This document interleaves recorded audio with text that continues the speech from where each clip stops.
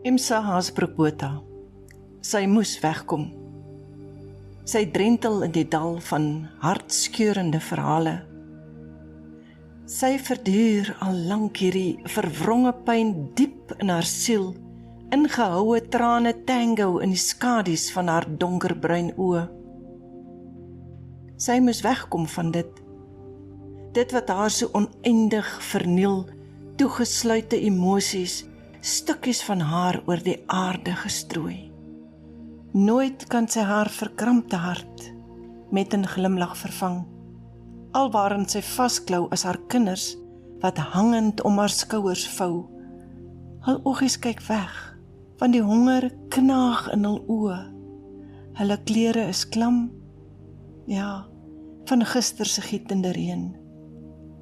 Al wat sy soek is in oorbegin en in skuiling van haar hart, weg van die gestalte wat haar wonde so verskeur. Dalk sal iemand eendag vir haar 'n glimlag stuur.